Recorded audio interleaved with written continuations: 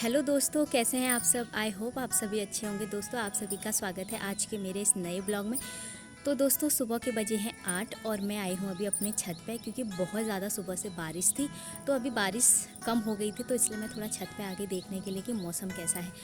तो दोस्तों, आज हम लोग जा रहे हैं गाँव, और गाँव में हमारी दादी लोग हैं, तो उनसे मिलने के लिए जा रहे हैं। तो मतलब दादी को हम लोगों से मिलना था, और काफ़ी टाइम से हम लोग गांव नहीं गए, तो हमने सोचा गांव चले जाते हैं। दादी बार बार बोल रही हैं कि मिलने आ जाओ, मिलने आ जाओ। तो हमने सोचा आज सारे लोग जाते हैं। तो मैं, भैया, भाभी, रिद्धि और नित्या, नित्या के पापा, हम सब लोग जा रहे हैं आज घूमने के लिए। तो सुबह से इतनी तेज़ बारिश थी, तो पहले हम सोच रहे थे कि क्या करें, जाएं नहीं जाएं। प्लान हो रहा था कि अगर रास्ते वगैरह ख़राब हो जाएंगे तो कैसे जाएंगे। फिर सोचा चले ही जाते, क्योंकि छुट्टियां भी नहीं है इतनी। अभी बड़ी मुश्किल से सबको छुट्टियां मिली हैं, तो फिर प्लान बना के चल ही जाते। तो यहाँ का मौसम मैं आपको दिखाती हूँ कि कैसा हो रहा है। आप बने रहें आप मेरे आज के इस ब्लॉग में। पहले मैं आपको दिखाती हूँ कि हल्द्वानी का मौसम कैसा है।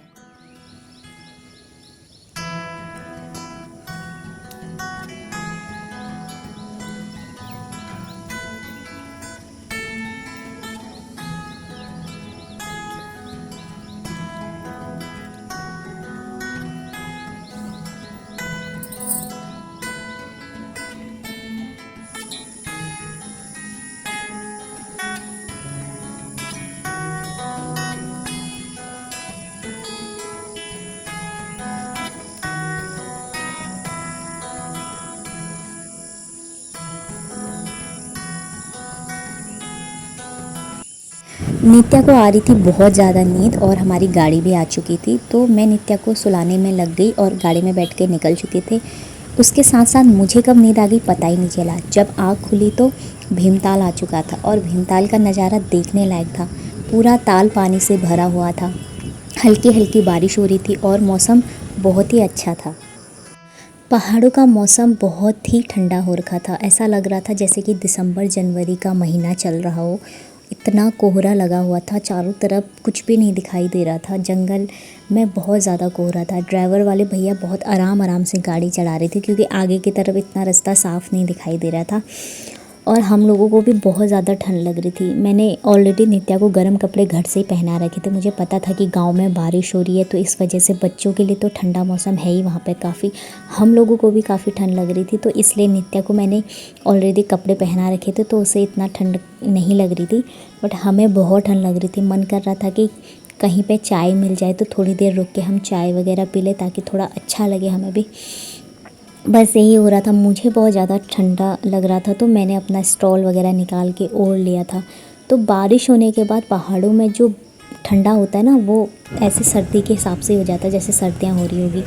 उसके बाद हम लोग निकल चुके थे सैर फाटक से आगे, और सैर फाटक के आगे का मौसम तो कुछ देखने लायक था। वहाँ पे ऐसे ना बादल पहाड़ों को टच करते हुए जा रहे थे। हरे भरे खेत हो रहे थे। आजकल खेतों में घास बहुत हरी भरी हो रही थी। एकदम हरा हरा मौसम हो रहा था, और पहाड़ों पर बादल ऐसे निकल रहे थे। देखने में काफ़ी अच्छा लग रहा था। काफ़ी मौसम बहुत सुंदर था। हम लोग सोच रहे थे कि थोड़ा धूप आ जाएगी तो हमें भी थोड़ा अच्छा लगेगा, क्योंकि हवा चल रही थी काफ़ी ठंडी ठंडी, और हम लोगों को थोड़ा वॉमिटिंग वगैरह भी होती है, जिसकी वजह से हमें खिड़की वगैरह खोल के रखनी होती है, तो और ज़्यादा हवा आती है। तो थोड़ा आगे चल कर मौसम थोड़ा हल्का हल्का होने लग गया था। ऐसा लग रहा था मानो हल्की हल्की धूप आएगी, बट ऐसा नहीं हुआ।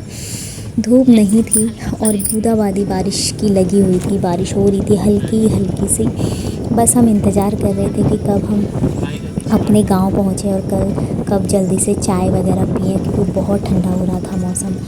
अब आप देख सकते हैं यहाँ से कि उधर साइड पहाड़ का मौसम कितना सुंदर लग रहा था। ऐसा लग रहा था वो पहाड़ में जो बादल हैं वो भी एक आकाश का ही नज़ारा होगा। पूरा आकाश आकाश सा ही लग रहा था। पता ही नहीं चल रहा था कि पहाड़ है आकाश।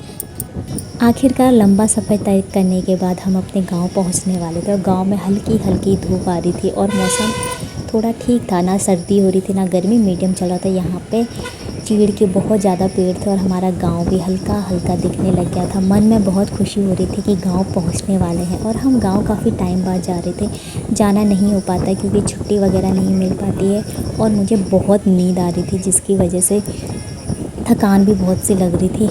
मन कर रहा था कि घर पहुंच के सीधे सो जाऊं। बच्चे भी बहुत परेशान हो रहे थे क्योंकि काफ़ी लंबा सफ़र था और हम लोग पहुंच चुके थे भनोली के बाज़ार में। बस वेट कर रहे थे हम लोग की गाड़ी रुके और हम फिर घर को चले। बाज़ार में पहुंचने के बाद हम लोगों ने थोड़ा सामान वगैरह ख़रीदा और फिर हम घर की ओर निकल पड़ी थे।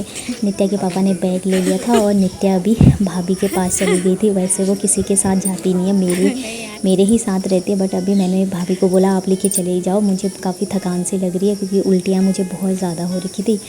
उसके बाद हम गांव की ओर निकल चुके थे। हमारा घर सबसे ऊपर टॉप में है, तो जिससे हमें थोड़ी चढ़ाई चढ़ के जाना था। बस हम चल पड़े गांव की तरफ और उसके बाद हम गांव की ओर गए तो रास्ते में काफ़ी सारे मक्के वगैरह बो रखे थे दादी लोगों ने। और फिर हमारा जो घर था वो इससे थोड़ा और ऊपर है, तो चलना था। वहाँ पे हमारे परिवार के बूबू हमारा वेट कर रहे थे। फिर मैंने उनको प्रणाम वगैरह किया और हम घर की तरफ चल पड़े। मैं रिद्धीश को लेके जा रही थी तो भाभी नित्या को लेके जा रही थी। तो यहाँ पे फिर हमें नित्या के पापा बता रहे थे कि बचपन में जब हम छुट्टियाँ आते थे तो हम क्या क्या करते थे और यहाँ पे खेलते थे। ये जो दीवार थी ये बनी नहीं हुई थी। तो बस ऐसी बातें करते हुए हम घर की तरफ चल पड़े बस। और बारिश की वजह से ना रास्तों में काफ़ी ज़्यादा फिसलन सा हो रहा था, गिरने का भी डर था। तो इसलिए हम बहुत स्लो आराम से चल रहे थे और बस इंतज़ार कर रहे थे कि कब घर पहुँचे। बस यही से चलना हो रहा था।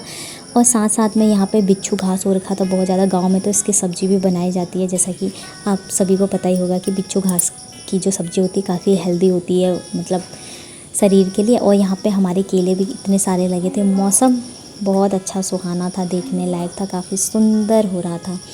बस हम पहुँच चुके थे अपने घर और अब इंतज़ार था दादी लोगों से मिलने। तो दोस्तों हम पहुँच चुके हैं भनोली। आप देख सकते हैं पीछे ये है हमारा गांव भनोली, जो कि काफ़ी सुंदर है, दिखने में काफ़ी प्यारा लगता है। मैं पहले जब यहाँ पे आई थी तो मैं ज़्यादा टाइम नहीं रुक पाई थी, जिस वजह से ना मैं पूरा गांव अच्छे से घूम नहीं पाई थी। अब कल का प्लान बनाऊँगी कि हम गांव वगैरह घूम ले अच्छे से, क्योंकि अभी 2 दिन की छुट्टी है। तो हम घर पे आके हम दादी लोगों से मिल चुके हैं, दादी चाचा लोगों से। अभी चाची घर पे नहीं है क्योंकि वो गुड़ाई करने गई हैं, क्योंकि चाचा जी कह रहे थे कि कल यहाँ पे बहुत बारिश हो रही थी कि जिस वजह से बहुत गीला हो रहा था, लेकिन आज यहाँ पे धूप थी तो इस वजह से चाची खेतों में गई हैं गाय भैंस के लिए घास वगैरह लेने के लिए। तो जब वो आएंगे तो उनसे भी मिल लेंगे।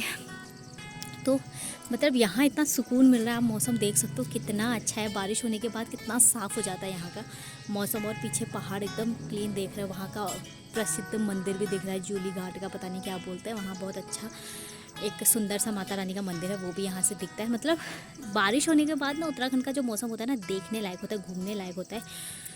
तो दोस्तों यही था आज का मेरा ब्लॉग भी। आशा करते हो आपको मेरा ब्लॉग पसंद आएगा और आप मेरे ब्लॉग को खूब सारा प्यार देंगे ताकि मैं और अच्छे ब्लॉग आप तक पहुंचा सकूं। तो दोस्तों आज्ञा दें मुझे आज के इस ब्लॉग से, और मिलते हैं अगले ब्लॉग में। तब तक के लिए आप अपना ध्यान रखें, अपना ख्याल रखें, मस्त रहें, खुश रहें।